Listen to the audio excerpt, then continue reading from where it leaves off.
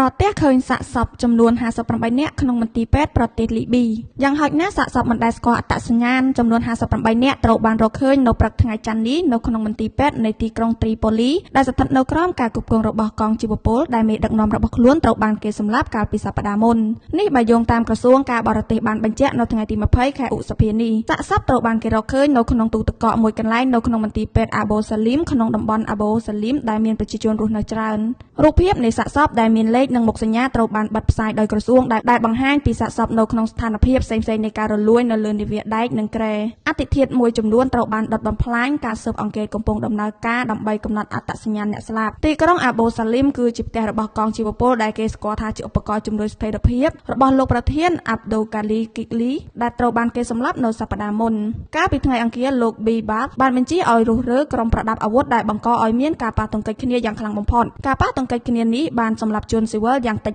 8នាក់នេះបើតាមអង្គការសហប្រជាជាតិសាកសពដែលបានរកឃើញកាលពីថ្ងៃច័ន្ទគឺជាសំណុំទី2នៃអតិថិធមិនស្គាល់អត្តសញ្ញាណដែលគេបានរកឃើញក្នុងរយៈពេលប៉ុន្មានថ្ងៃថ្មីនេះកាលពីថ្ងៃសៅរ៍ក្រុមមន្ត្រីបានបញ្ជាក់ថាសាកសពចំនួន9ត្រូវបានគេរកឃើញនៅក្នុងទូទឹកកកមួយកន្លែងនៅក្នុងមន្ទីរពេទ្យអាល់កាត្រាដែលជាមន្ទីរពេទ្យគ្រប់គ្រងដោយក្រុមហ៊ុន SSA មួយផ្សេងទៀតនៅក្នុងសង្កាត់អាបូសាលីមប្រទេសលីប៊ីមានស្ថិរភាពតិចតួចចាប់ពីការបះបោរដែលគាំទ្រដោយអង្គការ NATO ឆ្នាំ2011បានទម្លាក់មេដឹកនាំផ្ដាច់ការលោកម៉ូសាម៉ាហ្គាដាហ្វីប្រទេសនេះបានបំបែកនៅក្នុងឆ្នាំ2014រវាងក្រុមគូប្រជែងភាគខាងកើតនិងខាងលិចទោះបីជាការផ្ទុះនៃសង្គ្រាមដ៏ធំមួយបានផ្អាកជាមួយនឹងបទចុះបាញ់នៅក្នុងឆ្នាំ2020ក៏ដោយ